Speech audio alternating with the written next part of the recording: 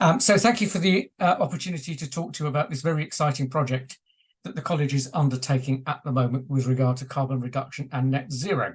So we've heard earlier today from Dr. Ranganathan about the impact of climate change on human health and the college's mission of supporting excellence in healthcare across the world is entirely consistent with the project to reduce carbon and get to net zero. Although the college itself is a small organisation, being part of the power of collective action will ensure globally significant reductions in carbon emissions. And I like this slide before from Dr. Abaka with the quote from Margaret Mead.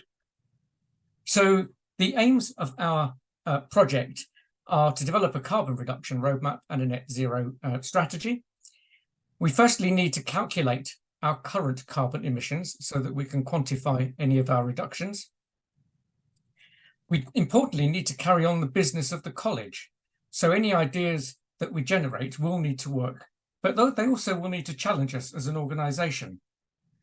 And our aim is to reduce our carbon by 30% by 2030.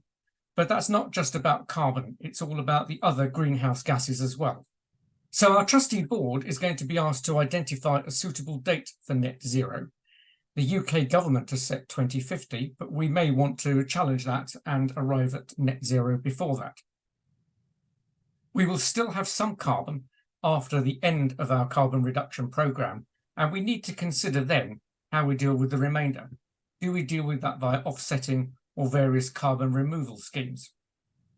And the college has limited resources, so we need to apply whatever we do in a cost-effective and prioritised way. And as a long-term project, we need to build the knowledge throughout the college in this area. So our project, which you can see we're in the middle of, has 5 distinct phases. Phase 1 is for us really to understand the objectives and the concepts and the net zero framework. Phase 2 is to calculate our baseline carbon footprint and look at all our data. Phase 3 is for us to have a prioritised set of realistic and achievable actions that form the college's initial carbon reduction plan. Phase 4 is to bring out a credible and quantified carbon reduction plan for net zero and a mission statement summarising the college's net zero strategy that we can share with our stakeholders and our members. And the final phase is for a documented framework for approval by trustees and for the project team to take forward. So I'm about to show you the ideas that we've come up with from the brainstorming sessions. There are some trustees on this particular conference today, and they will be seeing it for the first time as well, as we've literally just completed the brainstorming in the last couple of weeks. But the brainstorming is all about ideas. Some will be workable, others maybe not. But we want to encourage creativity. So no idea has been classed as a silly idea. So for examinations are very heavy on travel, and therefore the carbon impact for the college is quite high. And these are the ways that we've been looking at trying to reduce our carbon. Some of these may take a long time, but that's fine because it fits in with our 2030 timescale.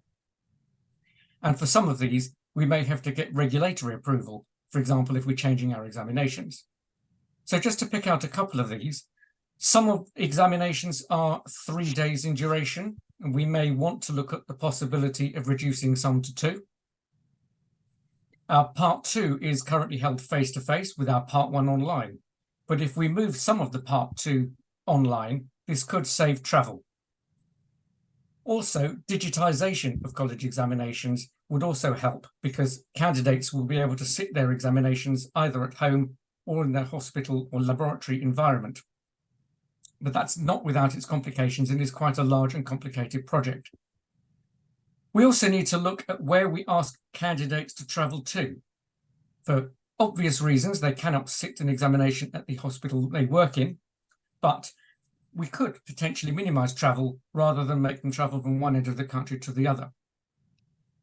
And more international centres could actually reduce our carbon impact because if people are travelling to, say, 2 centres quite far and they could only potentially then travel to, say, 4 centres, that could save us on some carbon as well. So the college building, we're very lucky that it's only about 5 to 6 years old.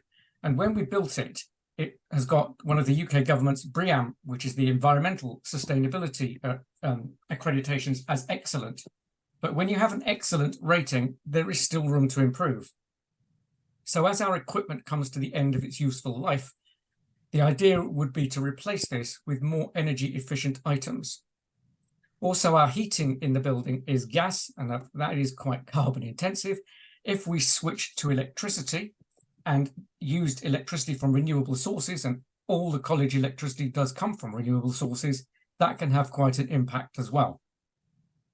We have solar panels on the roof of the building, but we don't currently have battery storage. So putting in some battery storage capacity would help this.